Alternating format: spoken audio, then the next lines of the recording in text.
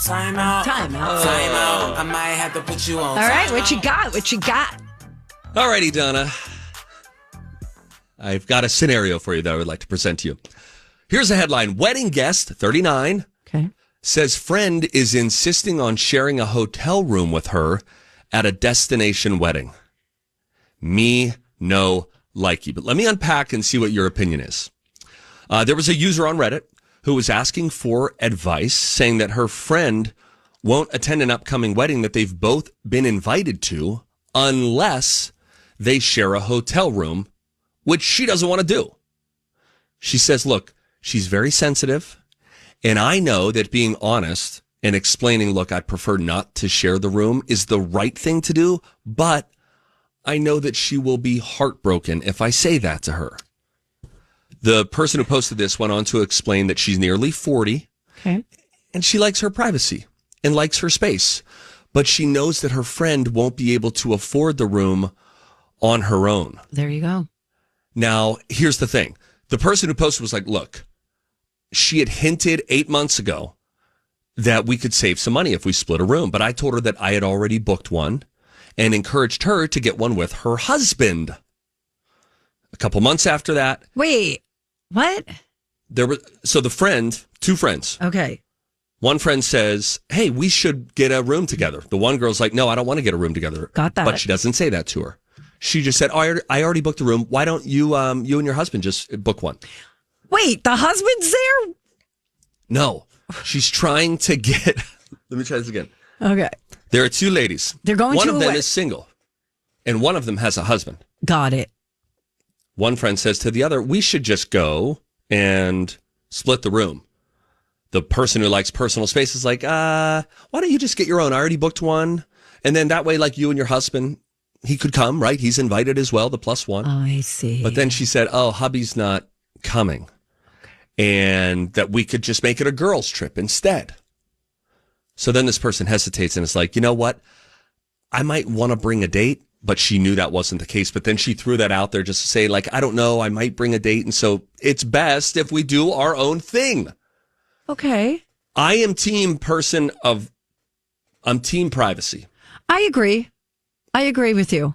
And if you're an adult, even though the hotel room would cost about $2,000, I don't think that is the responsibility of the friend that you want to room up with.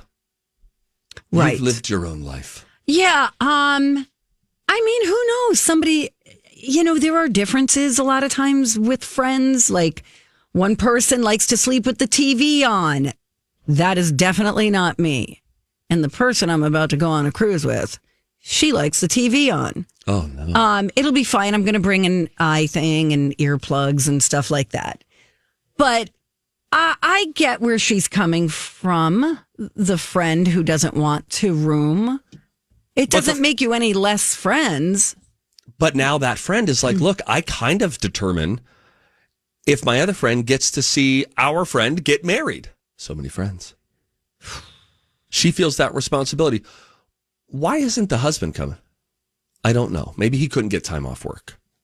Yeah, who cares? Maybe they got to watch the kids, whatever. Yeah, whatever. But even though it's an expensive hotel, couldn't you just get a hotel nearby? Maybe not if it's a destination wedding. You can't just go to the Motel 6, maybe. Here's the thing. You can't have your cake and eat it too. You know what I mean? If you want to be at the wedding, but you can't afford the hotel, then you can't afford the hotel. Go stay somewhere else nearby. Get an Airbnb. Here's something that the friend who's like, yeah, I don't want to room with you, without saying it in those words, has suggested. Maybe you could reach out to the bride and say, hey, if you know of anyone who's sort of on the fence but trying to split a room. Ick. What? Like, Who wants to room with like a rando? Two broke people. That's who. Yeah, not me. I don't care how broke I am. I'm not rooming with a stranger. You know, some of these people, Donna, they travel the world and they do these hostels. They're living with all sorts of strangers. So maybe it's like, hey, we both love Betty and we're so happy to see her get married. But you're single, traveler. I'm on this trip going to be a single traveler. Let's chop the cost and each save $1,000. Yeah, I don't know. I guess if you're into that and you're a younger person, but as a lady of a certain age, I would not be rooming with some random friend of a friend. You know what I mean? And by the way, why do single people get penalized for financially? For if, let's say I want to get a room, but everything is based on double occupancy. Mm-hmm. What do you care? Like, are you just trying to get bodies in there, and that's why you're raising the price? Like, let's say it's $400 a night for a hotel. Okay. But if it's single occupancy, it's $470 a night. Why? What do you care if there's another person in the bed next to me or not? You're still getting the money. Yeah. Even if there's not a second person, you're still getting the money, and you have less cleanup to do. That happens on cruise ships too, right? Double occupancy. Sure. We know that. We're going on a cruise. That's standard fare. I don't know. Are you claiming, Donna, that the travel industry is single shaming people? I feel like they're taxing us for sure. And I don't know how to put this, but maybe you should get your act together and find someone. I just feel like, what's the point? You've got fewer towels. You've got one bed to make. On a cruise ship, it's less food that they're eating up. Correct. The room is getting used, but we're doing you a favor, sir. Maybe the double occupancy, we're the ones, the couples are the ones who should be getting penalized. Yes. Now you're talking. Wow. I've got 40 seconds. I can tell you a story that will give you fear. Okay. Oh, great. How about this? A firm neck massage almost killed a guy.